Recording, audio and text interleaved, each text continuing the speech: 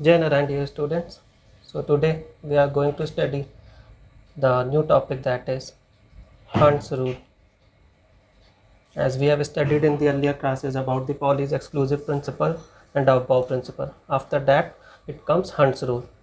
So in Hund's rule we simply talk about the pairing of the electrons. We talk about electrons pairing. जो सबसे बेटा important दो basic points हैं वो हैं electron prefer to be unpair as long as possible. जितनी लंबी समय तक हो सके तो इलेक्ट्रॉन अनपेयर रहना ही प्रेफर करते हैं. सेकंड है इलेक्ट्रॉन इन अ सब cell are pair only when all the orbitals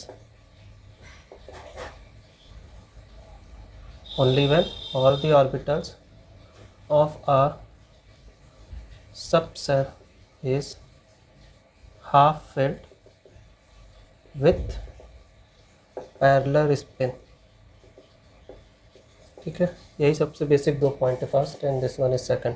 electron in sub cell are paired only when all the orbitals of sub shell half filled हो और parallel spin के साथ हो. तो सबसे ज़्यादा इंपॉर्टेंट यही दो पॉइंट्स हैं हंस रूल का जो मैंने आपको बताया. देखिए समझते हैं कैसे.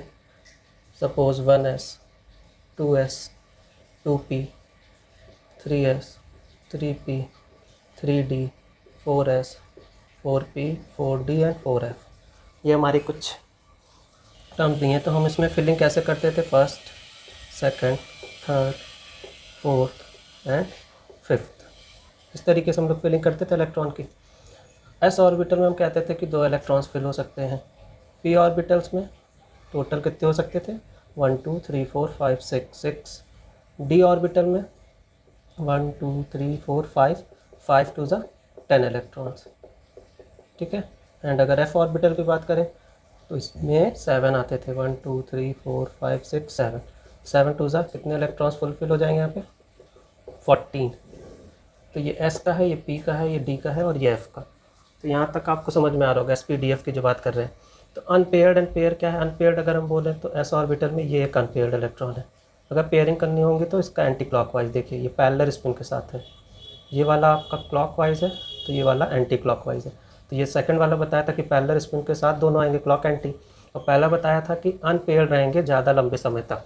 इलेक्ट्रॉन प्रेफर करते हैं अनपेयर्ड रहना ज़्यादा लंबे समय तक के. इलेक्ट्रॉन्स के इलेक्ट्रॉनिक कॉन्फ़िगरेशन को अब चल रहे हैं चेक करने कैसे होता है. तो हम लोग क्या पढ़ने जा रहे हैं? Electronic configuration of some elements. कुछ एलिमेंट्स के इलेक्ट्रॉनिक कॉन्फ़िगरेशन हम लोग चेक करेंगे. सबसे पहले हमें जो याद रखना है वो क्या है? 1s2 2s2 2p6 3s2 3p6 3d10 4s2 4p6 4d10 4f block में कितने आएंगे? 14 and 5s2.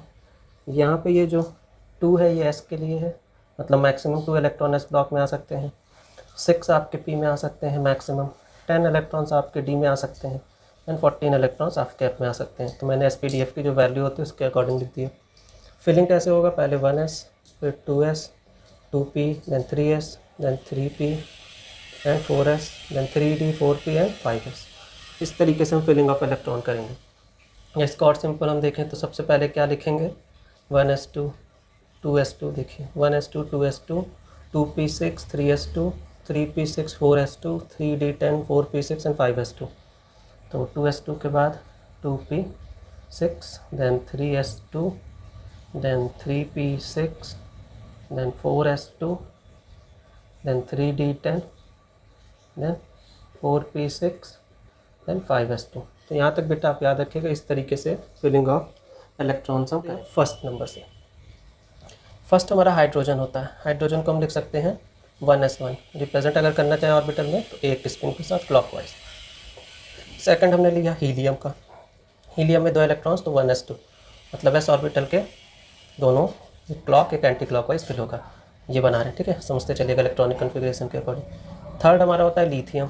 Lithium means three क्या है, 1s2 एंड 2s1, मतलब s ऑर्बिटल का पहले में दोनों भरा रहेगा और सेकंड के s ऑर्बिटल में एक रहेगा क्लॉकवाइज, ठीक है। लिथियम हो गया। Hydrogen, helium, lithium. अब क्या आएगा, बेरिलियम। बेरिलियम में 1s2 एंड 2s2, मतलब फर्स्ट s का ऑर्बिटल फुल्ली फिल्ड होगा एंड सेकंड s का ऑर्बिटल भी फुल्ली फिल्ड होगा। बेरिलियम हो गया। बेरिलियम के बाद फिफ्थ क्या आएगा, बोरॉन। बोरॉन कब क्या हो जाएगा, 1s2 2s2 एंड 2p1, मतलब s ब्लॉक का फुल्ली फिल्ड, 1s का 2s का भी, एंड p में टोटल कितने होते हैं, 6 में फर्स्ट वाला फुल्ली फिल्ड होगा, मतलब फर्स्ट जो पार्ट है इसका बोरॉन का, ये क्या होगा, फिल होगा।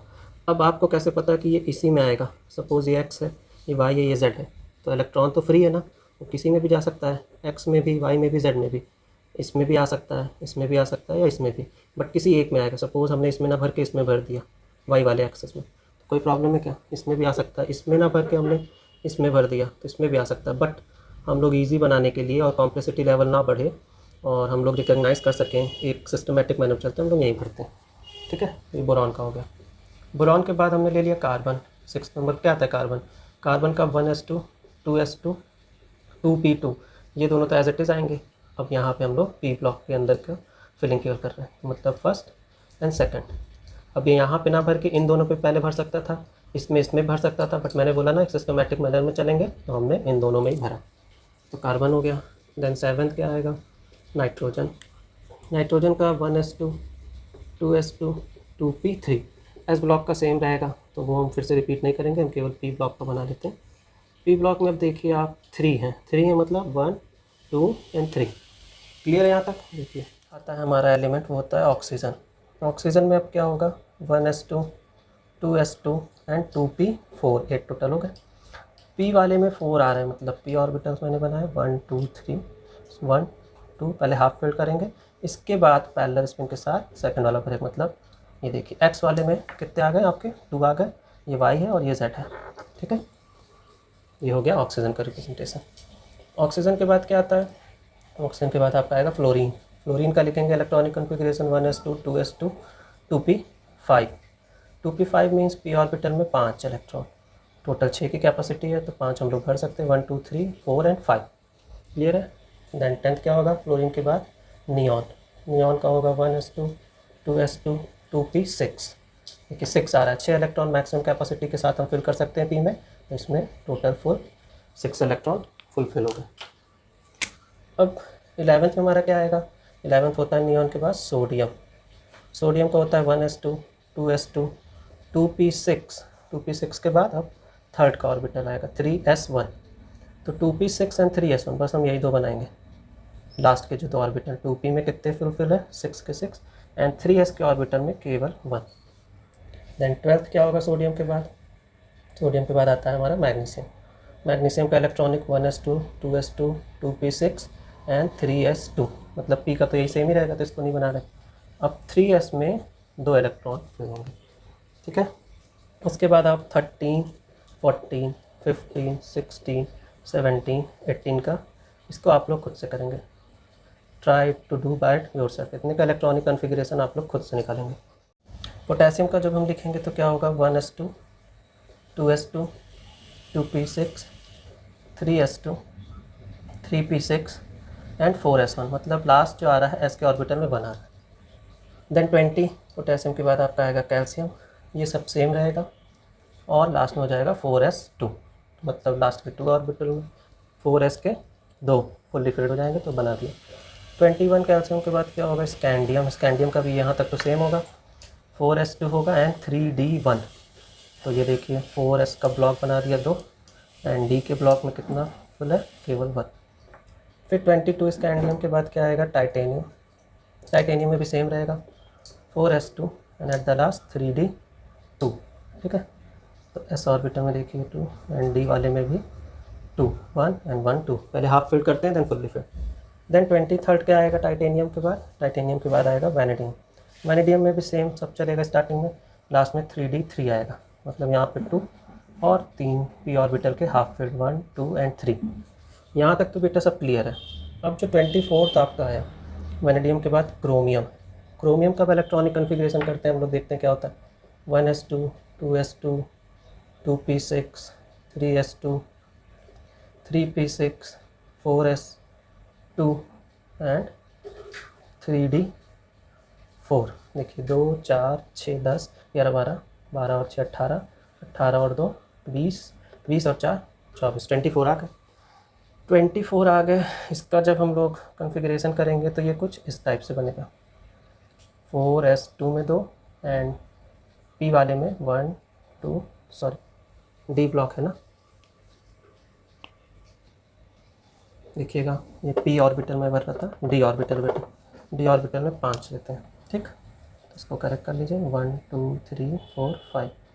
ठीक है, 1 1 2 3 4 5, तो यहाँ पे 2, फिर 1 2 3 4 5, यहाँ पे 1 2 एंड 3, एंड यहाँ पे डी ऑर्बिटल में कितने आ रहे हैं 1 2 3 4 5, 1 2 3 एंड 4। अब हंट्स का रूल एक हम लोगों ने पढ़ा था ना कि हाफ फील्ड ज़्यादा स्टेबल होते हैं बजाय हाफ फील्ड, अगर ऑर्बिटल्स आए तो वो ज़्यादा स्टेबल होते हैं। तो आप देख रहे हैं यहाँ से एक इलेक्ट्रॉन एक्साइट होके इस वाले ऑर्बिटल में जा सकता है। ठीक है, और यहीं से हमारा क्रोमियम एक एक्सेप्शन केस है। तो ये हमें याद रखना पड़ेगा कि क्रोमियम का ये कन्फिग्रेशन ना होके लास्ट में क्या चेंज हो जाता है 4s1 3d5, ताकि ये ज़्यादा स्टेबल हो सके। अब जो इसका बनेगा कन्फिग्रेशन वो यहाँ पे 1 हो जाएगा और यहाँ पे 1 2 3 4 5, 1 2 3 4 एंड 5। देखिए ये हाफ फील्ड ऑर्बिटल्स हो गए जो हंट्स रूल ने कहा था। तो इसको याद रखिएगा, ये बहुत इंपॉर्टेंट है। कहा था ना मैंने, यहाँ से अब चालू हो रहा है। क्रोमियम एक एक्सेप्शन केस है जहाँ पे ऐसा हो जाता है, मतलब हाफ फील्ड ऑर्बिटल्स हो गई सबकी और ये ज़्यादा स्टेबल है।